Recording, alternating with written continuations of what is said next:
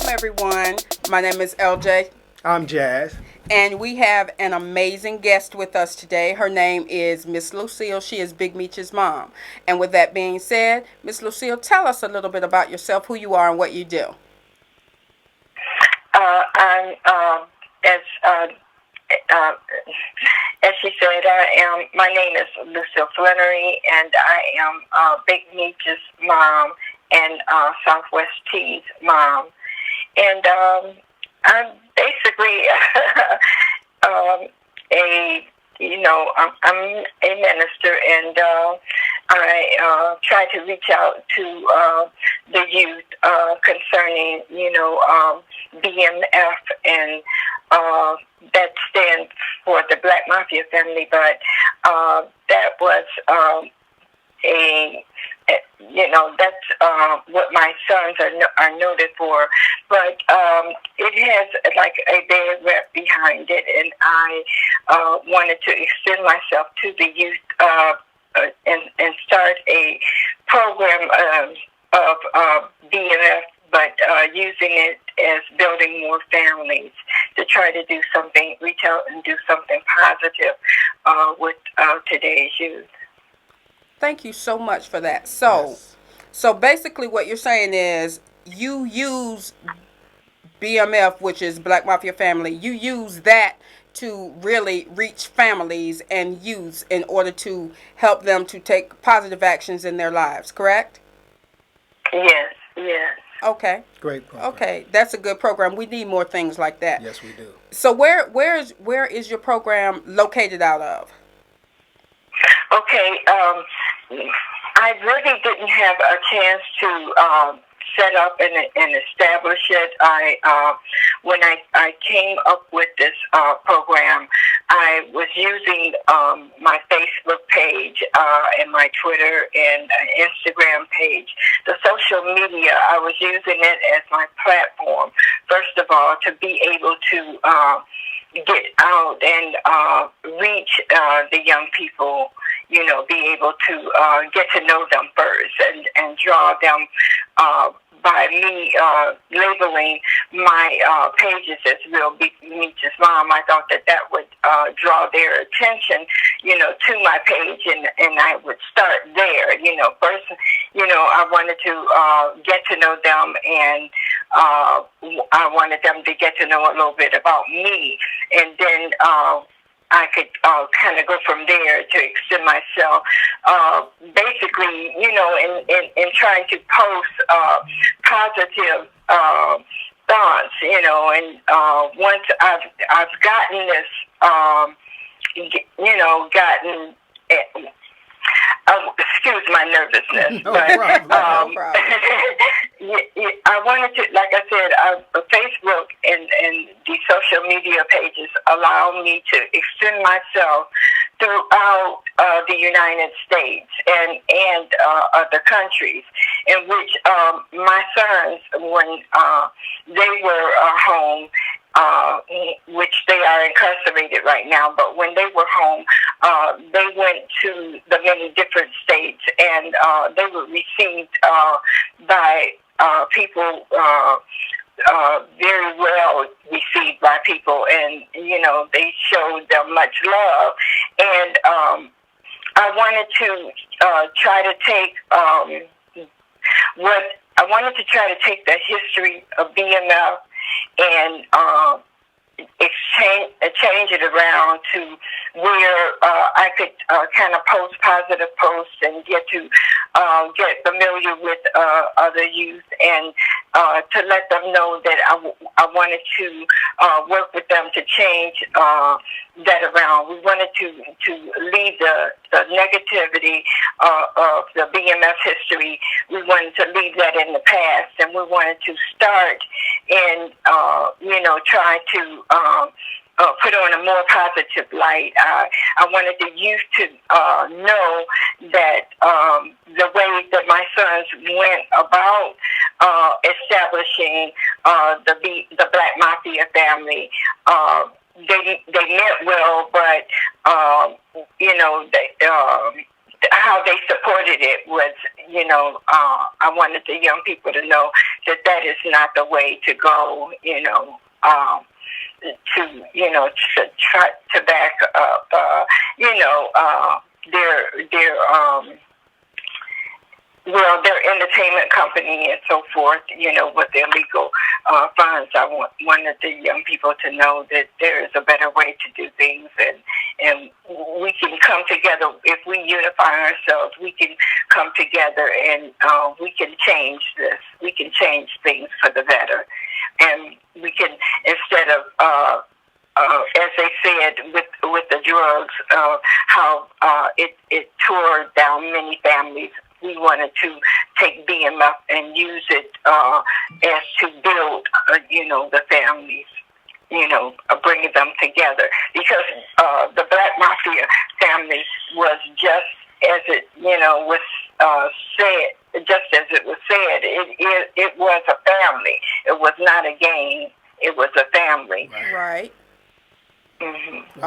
And we need a lot more I love that you stepping forward because a lot of people would be selfish in situations like that and just deal with their immediate family who this type of justice for whatever roads we take is put them in. But you're taking this moment to share with other families that, hey, we can get around this. There's a much better way to be successful and channel those creative energies to do things in a more positive way. So I really applaud you on that. Definitely. And I like the fact that you reached out first via social media, because when you're trying to access young people, that's where you're going to catch them. Exactly. Is on social media, whether it be Facebook, Instagram, Twitter, LinkedIn, Snapchat, whatever it is. Run them like that. I have kids. And having been around a lot of the different celebrities, it has been very helpful to me, because our youth, they are just fascinated with a lot of the celebrities and a lot of the different rappers. So that has been a big help. Basically, like I said, I wanted the young people to basically first get to know me, and I get to know a little bit of something about them, and therefore when I do present it as being completed, you know what I'm saying? Once I have established myself, I can put it out there to say that, okay, this is building more families. This is where our company resides. I want it to be more or less a charity type of situation. You know what I'm saying? Exactly. I wanted to be able to get with the young people and to get with the different celebrities, and maybe we can have different types of programs that we would put on and to raise money to help the young people to see that, the streets is not the way. That's not the way to go. The streets have nothing really to offer them. It's like they say, it's one of two things. It's either jail or death. And I wanted them to know that my sons, if you have kind of read up on them, they have stated that they lived in a poor rural area, and we were a poor family, and they basically used the excuse as to why they were reaching out to the streets to help to have a better life. The way Terry, he just recently did an interview that is on YouTube, Southwest T. The young people know him as Southwest T. Right. He recently did an interview and for the radio station up here, and he was speaking on the way that BMF went about doing things. That they, may have meant well. You know what I'm saying? But as Terry said, the way we went about it was the wrong way.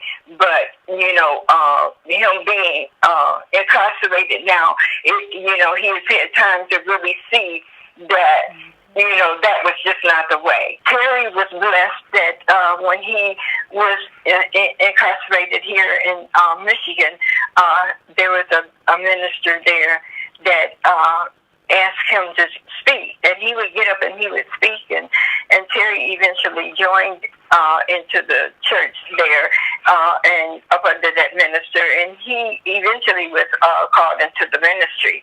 So Terry, I told him, I said, see there, God had to let you get where he could commune with you, finally get your attention, and I said, for you to be where you should be. And, he was like, the minister called me, and he said he just felt like Terry had a gift.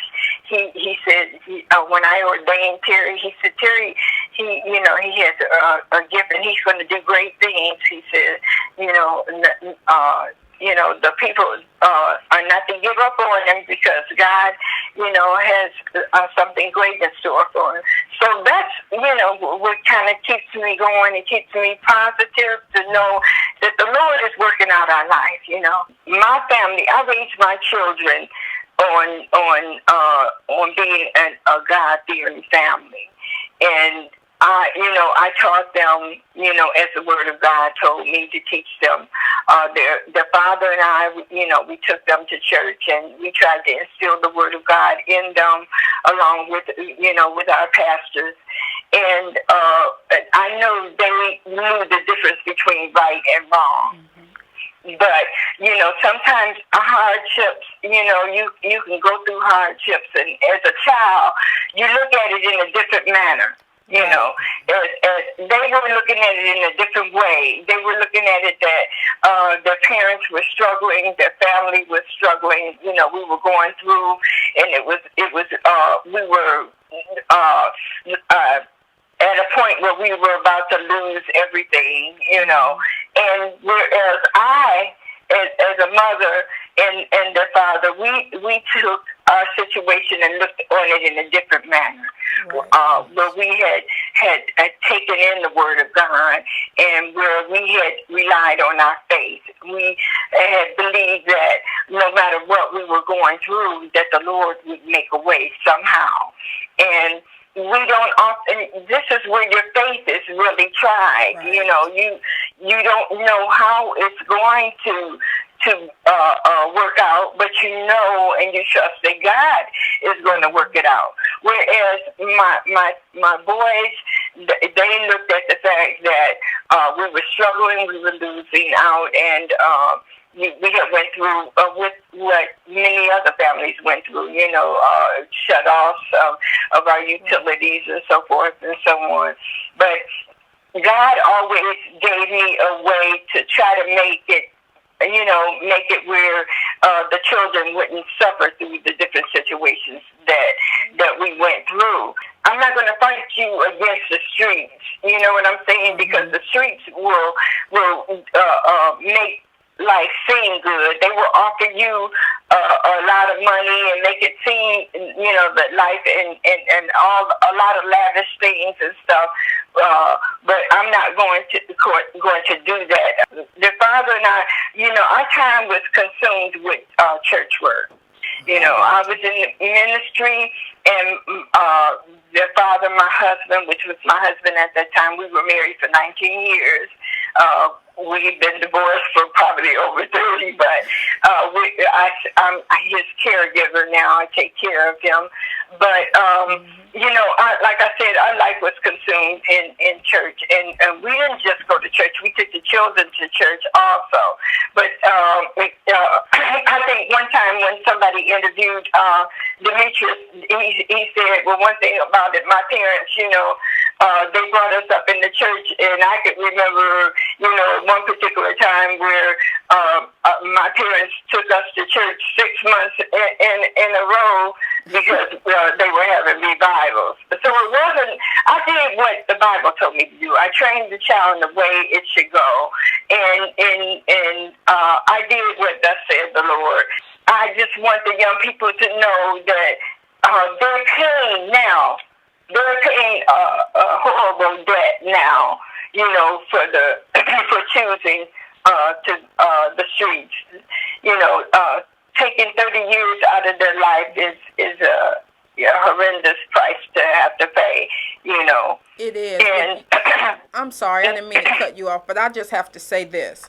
First of all, I applaud you for raising your children the right way. I applaud you for that, because the way that you and your husband did it, you actually instilled the value in them of responsibility and of manhood at a young age. And I'm pretty sure that had something to do with the reason why they chose to do things the way they did, because they had that value instilled in them from childhood, watching you and your husband. And even though they watched you go through hard times like everybody else, it they just made the wrong decision, that's all. So and Miss Lucille, as a black male, I can definitely identify with this, because I grew up in the projects of New York in the 70s. And so, and I wasn't fortunate enough to have both my mother and my father. My mother had to raise 3 boys by herself. And I can understand what you're saying, to see her struggling and trying to make things out. I remember years, we slept in beds before my mother ever bought one for herself, because she was always trying to take care of us first. And so I always felt, as a male, and a black male, with the stress that's put on us by society, that it was something I needed to do. So I myself started to ease down that wrong path, and fortunately enough, my mother caught me at a good time, and it was a big blow up, but she sent me to South Carolina to live with my grandmother, because all my friends were going to jail and getting killed, and so I'm thankful for that. So as a black male, I can understand how they felt and wanting to be better. You don't want to see your mother struggling hard trying to provide for them. So you feel that's when your manhood should come out, and you have to step up and do what you got to do for your family. And unfortunately, it didn't work for them. But I'm more than sure that with the support that you offer those boys, that when that time is served, they'll be right alongside you in your cause to make it better for others. And I agree with him 152%. It doesn't, hindsight is always 2020. You always see things differently when you've had time to sit down and reflect and look back on things. And the fact that you decided to, reach out to young ones first and foremost is a great thing. You didn't say, well, woe is me, my kids took this route, and woe is me, there's nothing I can do about it, and be selfish and not help anybody else. Exactly. Instead, you took that and you said that, though it was a bad circumstance, you took that and you said, okay, well, what can I do to turn this negative into a positive? And that in and of itself shows that what you're doing is a great thing. It's a great thing, and I can't applaud you enough. I'm so glad that I have the opportunity to talk with you. You have no idea. Thank you so much. I really appreciate your kind words, you and your husband.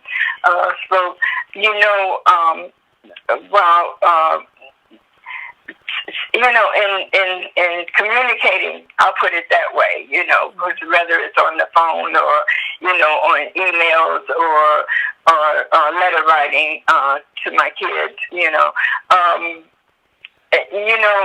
I get the opportunity to tell them, when I say, okay, you have to be an example, you have to live the life that you speak about. I was talking to Demetrius one day, and they had sent Demetrius up to a prison that was full of violent prisoners, and the bomber and so forth up there in Pennsylvania. For 3 years he was up there, and for the time that he was up there, he was in the hole. And I had the opportunity to tell him, when him and Terry first had received their sentencing of 30 years, what's her name, Mara, that wrote the book, Mara, she had wrote, when she was writing about the sentencing trial, she had wrote that Demetrius and Terry had walked out smiling. And I thought about that, and I told them, I said, the one thing about it, when you were up there, Demetrius gets kind of discouraged now because they really kind of stay on him, more so than they do Terry. I think it's because the people, the public out here, constantly acknowledges, Meech. I wrote him a letter and I told him, I said, the one thing I always ask you and Terry to do is stay prayerful and stay strong. And remember, no matter what, they may take you away from your families, and they may cast you into darkness. You may not be able to receive visitors or phone calls, but one thing about it, you're not in that hole alone. Exactly. You're not in the prison alone. God is right there with you. I said you have to, this is where you really have to stand up and take hold of your faith to believe that God is going to get you. I would tell people, they wrote about my sons being millionaires, but I didn't even know they were millionaires.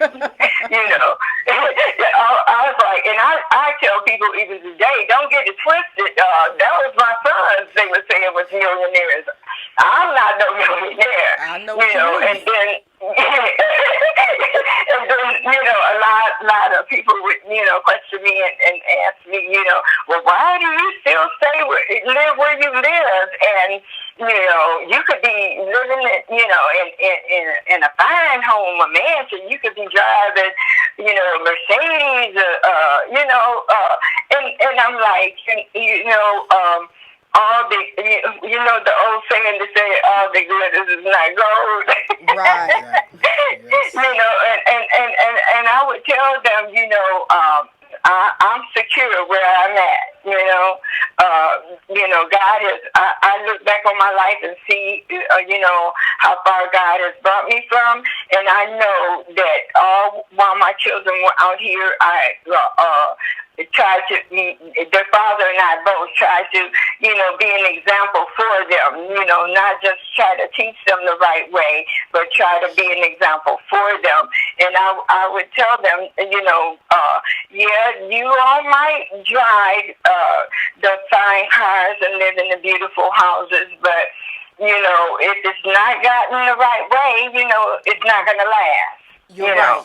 And there's a song that we sing in church, only what you do for Christ will last, and I think in 2005, that proved it, because all the fine homes that you had obtained and the beautiful cars and all the money, where is it now? Right. Well, you know what I'm saying? Well, it's something just occurred to me. If they didn't put you all up in a fine house or fancy car or whatever, that may have been their way of saying, we don't want to taint her with this because we have negative feelings about how we got it. So that may have been their way of protecting you, which still goes back to them showing up. I agree. That I agree with, but they could have, what I'm saying? They could have, and it's not like it wasn't offered to me, but they knew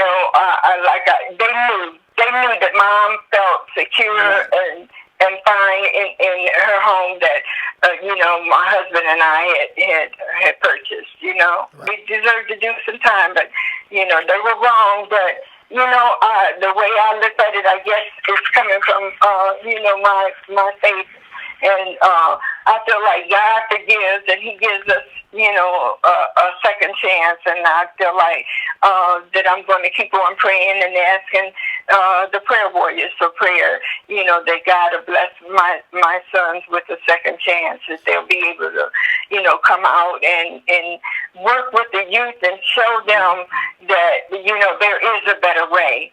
You don't have to go the route that we went, Right. There is a better way, and God will provide. He will provide. He will. Yes, He will.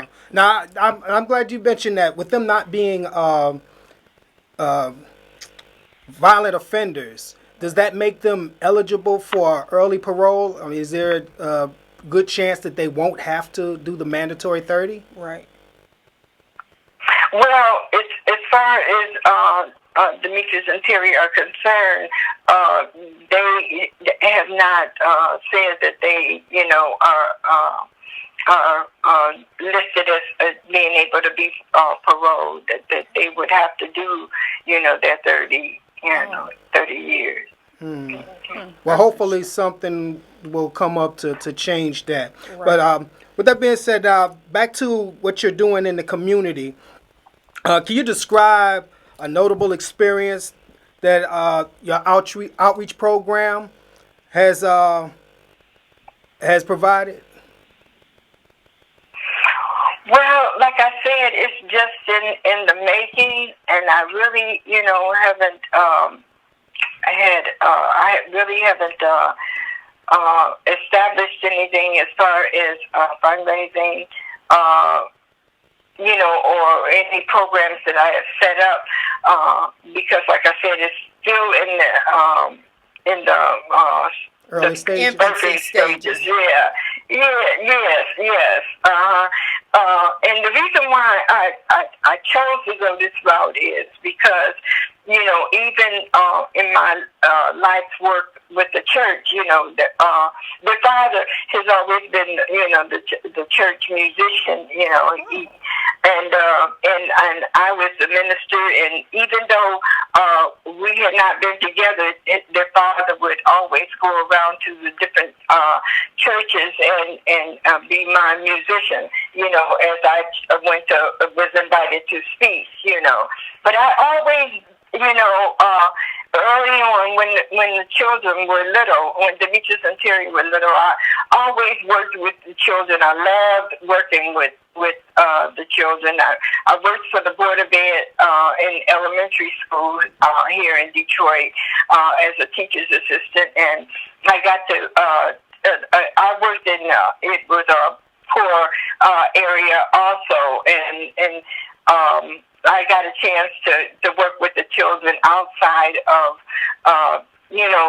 school because their families entrusted me, in taking them. I would take them bowling every week, and we would do different outings and stuff. We went bowling so much until the bowling alley just gave us free membership to come and bowl, and back then, some of the families I had got with, in working with their children, they entrusted their children to me first of all, which I loved, Right.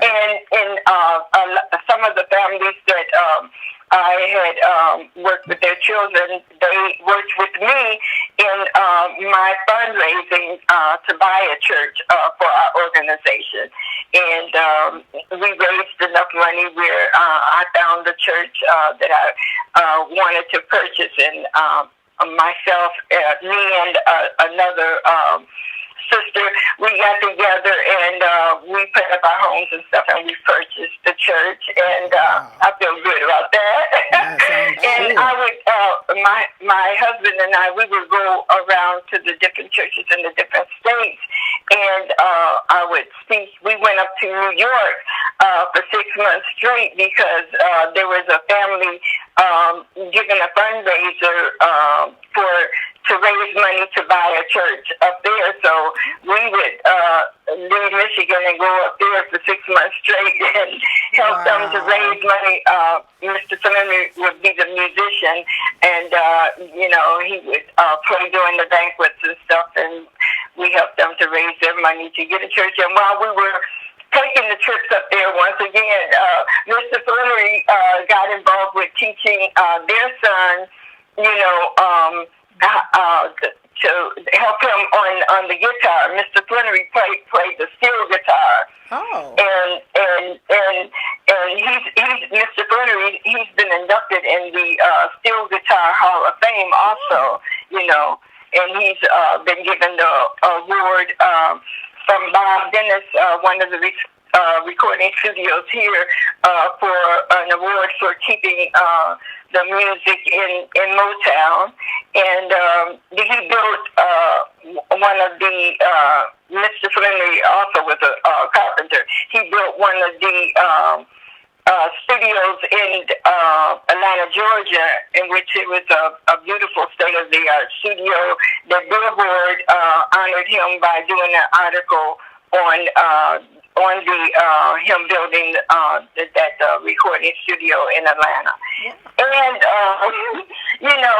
like I said, I'm not the least bit surprised that when people say that Demetrius and Terry could go into any state and they would be received so warmly.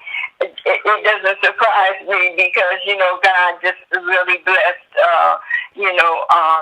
us, their parents, in the different states. We would go in and, deliver the word of God and him play the music, Again, that foundation is there. They come from greatness. Yes. So that is the reason why they have that instilled in them. They can't help it. It's just in them. Yes, they can't help it. They can't. It's in them. It's in them. Their dad had built one of the first recording schools here in Michigan. And the owner was Rob Dennis, and he did that and used the barter system, as you call it, and he would take his carpentry skills and build the school, and that way it would pay for his engineering degree that he obtained. Oh, okay. See? Yeah, and he in every home we've lived in, we lived a couple of streets over in a home we purchased. We lived there for 10 years. In every home we've lived in, their dad has set up a studio, a recording studio, because that was his dream, to have a gospel recording studio. And, he would go and do different carpentry work, and to raise the money to buy recording equipment, I understand. I can relate to that on a personal level So more than music you has know. been in the family, music has been in the family a long time. I'm not the least bit surprised that Demetrius and Terry were trying to get in the entertainment business. Sometimes, I feel sad when I think about it because I feel like they didn't get the opportunity. If you kind of understand what I'm trying to say, they didn't get the opportunity or the chance that Jay-Z got and 50 Cent got. These are men that the world knows that they dealt in drugs in their youth also. Exactly. But it didn't stop them from progressing in life and to be, as who they are, and I just feel like, if my sons would have had the opportunity, to be given a second chance, that I feel like that, there's a lot that they could do. A lot of people give Demetrius and Terry credit, for, recognizing a lot of the young people, young artists, let me put it that way. Back in the day, like T.I. and Jeezy, young Jeezy, and, so forth, they, helped, Meech kind of helped young Jeezy, put his career on the map, Right. Well, and that love will not be forgotten when they come home. Trust me. Exactly. That love will not be forgotten. And not only that. That's the beautiful thing about love, and that's what I tell the boys. I say, God formed this world off of love. He loved us so much that, he sacrificed his son, and that's the one beautiful thing that I feel like I'm going to say, I'm not going to say if, I'm going to say when God gives them their second chance. Right. You know, that love is the foundation. It's a solid foundation. Right. That they can, you know, rise up.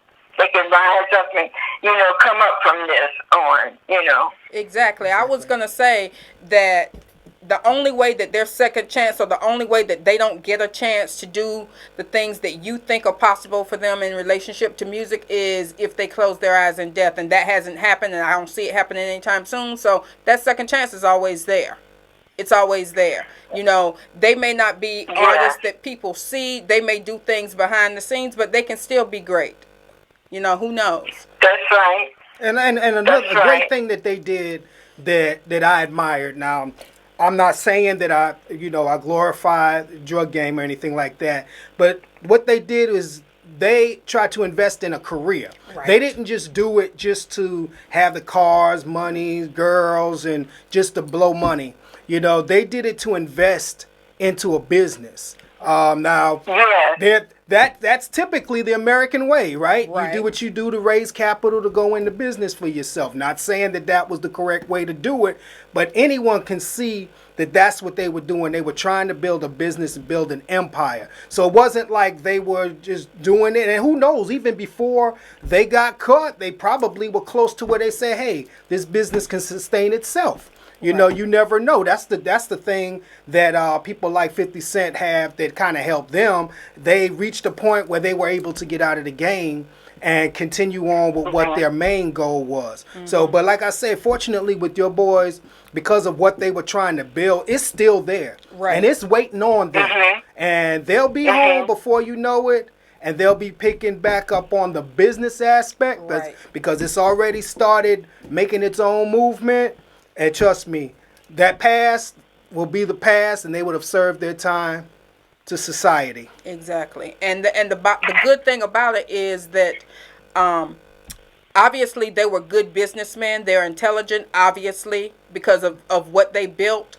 And that foundation is already there. And with that being said, their opportunities to succeed at business are limitless. Those are limitless. So they will be able to go on and do the things that you foresee them doing in a positive way. Because I have a feeling that when they get home, they're going to pick up and they're going to remember the things that mom and dad taught them when they were little, and they're going to pick up and they're going to help you do what you're doing as far as reaching young people. I tell Demetrius and Terry that there are so many young people.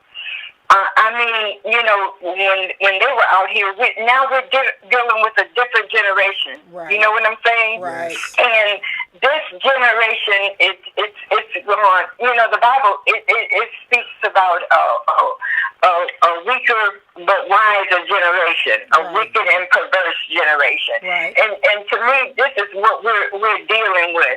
And I told them, you all still have the admiration, you know, from today's youth, you know, and this is where I want them to be able to be given a second chance, you know, because today's youth, they're gone wild and rampant and stuff. And when you had somebody like Demetrius and Terry that have went through this and have learned that the way that they're going about it, you know, all this robbing and stealing and killing, you know, it's crazy, you know. It is. But this is the type of they can come out and they can, you know, what I'm saying is they have a lot of, even the youth that didn't grow up with them, but they have a lot of the youth that still admire them and look up to them. And I want them to take that and work with that in a positive manner, a positive, you know what I'm saying, by encouraging them and teaching them that, you know, when you hear like on the different documentaries, they would say that Demetrius and Terry have the minds of the Fortune 500. Right. You know, that in other words, that they were really geniuses in what they did, and how they established an empire. And one of the gentlemen on this last documentary, he was saying that the story Empire kind of reminds them of Demetrius, you know, of what him and Terry tried to build, you know. And when they said that, I went to gathering my pictures together and stuff, and I looked at them and I compared them with the pictures from Empire and stuff, and I was like, you know, this is so true. I feel like that Empire is telling my son's story, you know. I definitely see the similarity, but I will say this. The comment that you made about them having the admiration of kids that weren't around or don't even know, you know, them, that's a good thing, because that's a form of respect, and it's hard to get respect from kids these days. I mean, really. That's right. That's right. I tell them, I said that the youth today, it's not like it was when you all were out here. You know, you all were taught to respect your elders, you know, and I said, and plus, when my sons were home, you know, as quiet as it's kept, you didn't hear about all this killing and robbing between families and stuff. You did not hear of it. Right. You know, I'm not going to say the way that they went about things was right, but I'm going to tell you their plan. You know, their plan. They had a great plan where the families would come together. Right. You know, and the families that they had together in BMF. I mean, they could have chosen during the holidays and so forth, and during their children's birthdays to be with their biological families, but instead they would all come together. And to me, it was just a beautiful thing, you know, because I got the opportunity and the chance to be around these men and women and their children, and I was like the mother hen that cooked for them, and you know, and it was to me, I just marveled at the fact of how so many different men and women and children from different states and from different nationalities. I mean, it wasn't just, when they say Black Mafia family, it wasn't just blacks that were a part of our family. It was, you know, Hispanic and white, and it was just beautiful. And seeing the young people that used to beef with one another, that belong to gangs, you know, the Crips and the Bloods, and to see them, you know, come and be with the BMF family and all, you know, stop all that violence. This is what I want to see, you know. I want to live to see them come out and be able to work with the young people and show them it is a better way, and it is a way that you can, you know, what they say, you have to teach the young people. You have to, you know, let them see that, yes, you can have all this, and we could have had all this, but there's a right way to do things. Exactly. Well, Miss Lucille, I want to let you know that if there is anything LJ or myself can do to assist in your cause, please don't hesitate to let us know, to ask us, because we will be there for you. Now, with that in mind, how would someone get in touch with you if they wanted to assist you with your program? Well, you know, I'm going to set up a P.O. box. Okay. So, you know, people will be able to, you know, get in touch with me, you know, outside of, you know, having my home address. So I understand. I'm going to set up that. And then I have a different phone number also that I will start listing too, you know. Okay. And I'm hoping and praying that, you know, God has blessed me to for some of the celebrities to still be in touch with me, and I'm hoping that one day when I can get this, off and running, that I can, get their help to, to help in some of the fundraisers, Right. Okay, well, what about on social media? Because I know you're very visible on social media. Where can we find you on social media, like Facebook, for example? Okay, I'm on Facebook and Twitter and Instagram. I am under the name Real Big Meech Mom. Little Big Meech Mom. Real Big Meech Mom. Okay. REAL Big Meech Mom. Okay. All right. Well, you look for me to connect with you shortly, because you're gonna be the first person that I connect with as soon as we finish with this interview. And that'll be wonderful. And I would love for you all to to keep us in your prayers. Always. Because God is able to do anything but fail, and I'm trusting. I wanted to be where if anything does happen to me, Demetrius and Terry can come home and they can just step right on in, to building more families and run with it. You know what I'm saying? I want their legacy. I want them to leave a positive mark on the young people and on the families, period.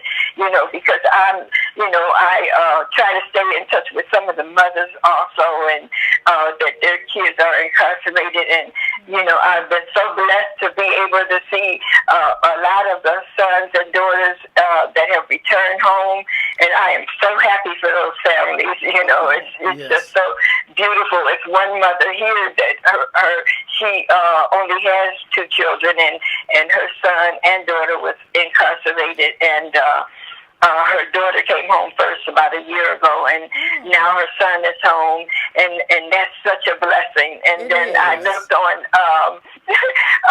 my page, and I saw where another one of, I call them my adopted sons, the BMF family, my adopted sons and daughters, and I saw where another one has come home. So God is good, and there's another one that I converse with emailing, and he is looking forward to coming home in the next year and a half.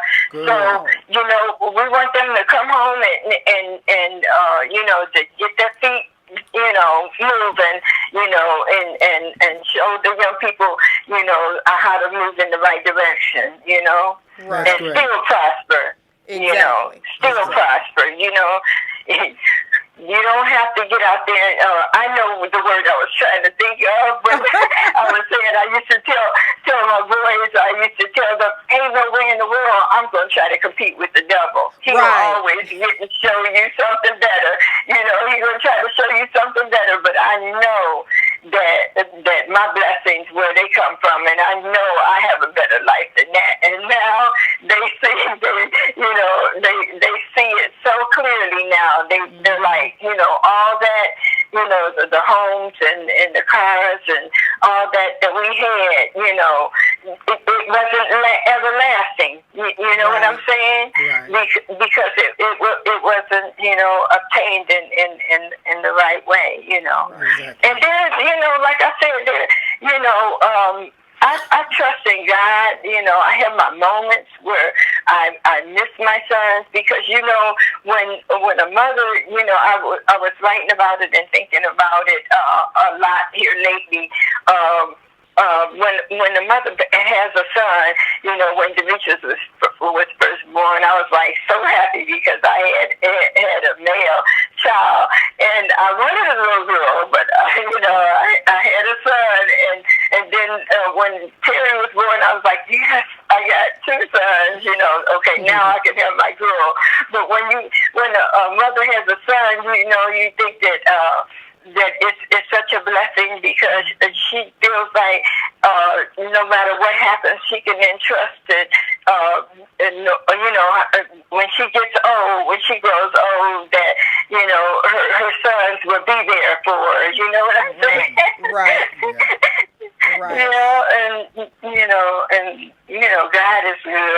said, well, now I've been shown a different light, where I've had to, be without my son. We are going to end on that very, very positive note. Yes. I want to thank you once again, Miss Lucille, and that's my aunt's favorite name, by the way, so I love that name.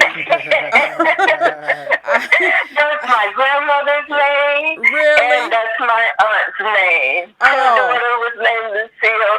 And guess what? What? My father had a sister named Lucille. Wow. Wow. My favorite aunt, that was her name, and unfortunately she passed last year, but that name is always going to be dear to me. Thank you so much. And so that's going to endear you to me as well. So And we will keep in touch with you. definitely. Definitely. Thank you, Jazz, and thank you so much for having me. I appreciate it. It's been our honor. So It much. has. It has.